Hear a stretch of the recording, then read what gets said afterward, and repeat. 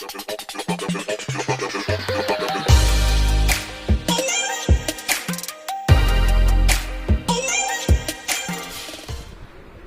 dear student, I am going to teach you the poem Dust of Snow. This is the poem I am reciting. The way a crow shook down on me the dust of snow from a hemlock tree has given my heart a change of mood and saved some part of a day I had rued. आप इस poem को 2 बार अब recite करिए बोलकर. Then I will discuss the study points of this poem. ये किस प्रकार एक ब्लैक क्रो के तरीके ने जिसने शेक डाउन किया हेमलॉक ट्री जो कि पॉइजनस प्लांट है उसकी ब्रांचेस को, और उस पर से डस्ट ऑफ स्नो गिरने लगी पोएट के ऊपर जो कि उस पॉइजनस ट्री के नीचे बैठा हुआ था. Falling of snow has given my heart a change of mood. वो पोएट जिसका मूड बहुत सैड था उसके दिल को दिया है उसने एक change. And saved some part of a day, और बचाया है उसके दिन का. आई हैड र्यूड, जो जिस हिस्से में वो उदास था, जिस हिस्से में वो अपने आप को पश्चाताप की भावना में था, वो हिस्सा अब उसने बचा लिया है.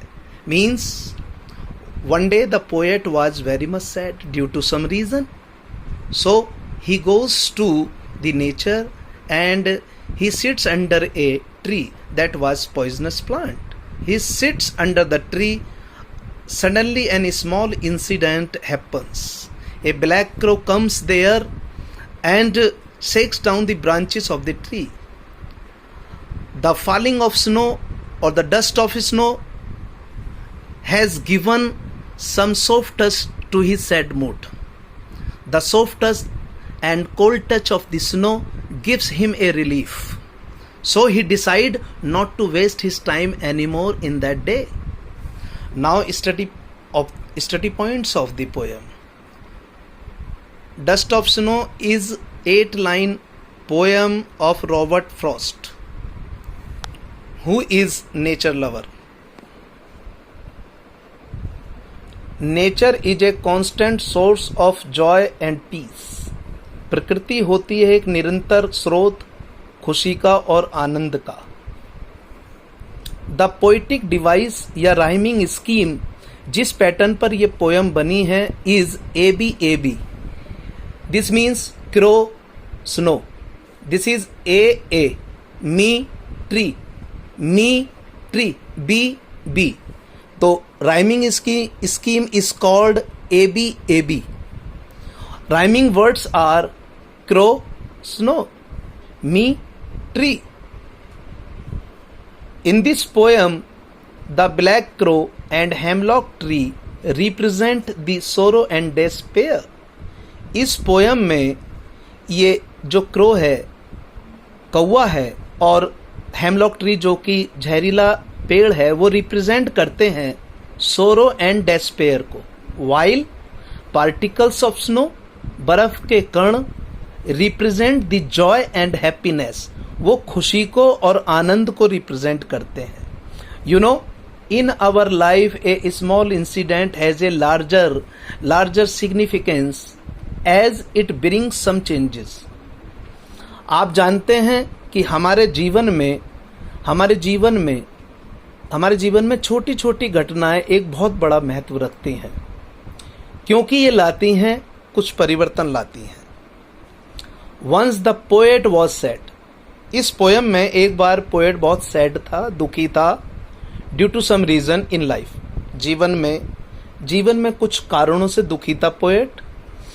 ही वॉज कंप्लीटली अपसेट. वो पूरी तरह अपसेट था एंड सोरोफुल, और दुखी था. देन ही गोज टू, तब वो जाता है लैप ऑफ नेचर, प्रकृति की गोद में चला जाता है.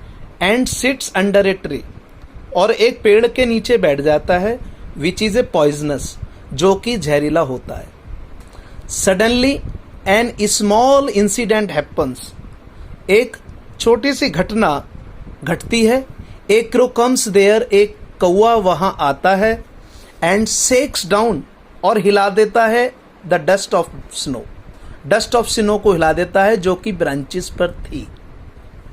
द फॉलिंग ऑफ स्नो, बर्फ का गिरना, बर्फ के कणों का गिरना upon his face gives him a soft touch. The soft touch of snow gives him a relief and a joy. Then he is amused, तब वो खुशी हो जाता है। And no longer gloomy, no longer gloomy, और बहुत ज्यादा दुखी नहीं रहता।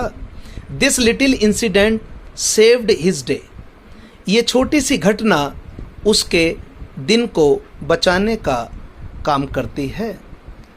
प्यारे बच्चों, अब स्टेंजा वाइज क्वेश्चन चलेंगे। स्टेंजा के नोट्स और उन पर बेस्ड ऑन क्वेश्चन मैं आपको भेज देता हूँ। क्वेश्चन कौन कौन से बने हैं वो इस प्रकार हैं। ये सारे नोट्स मैं आपको भेज दूंगा। ये क्वेश्चन आपको रेडी रखने हैं। इस स्टेंजा पर जो क्वेश्चन तैयार होंगे वो ये करने हैं। Name the poem and the poet, poet का नाम क्या है, पोएम का नाम क्या है।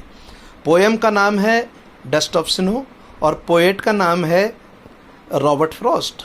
What did the crow do, कोए ने क्या करा। The crow shock down the branches of the hemlock tree. What is a hemlock tree? Hemlock tree is a poisonous tree. What was happened to the poet's heart? Poet के दिल को क्या हुआ, poet के दिल को कैसा लगा। It was happened that he felt it as omen and he was upset due to some reason. What did he feel? He felt himself very sad, upset and desperate. What did he do? He decided to save rest part of the day, taking the help of nature.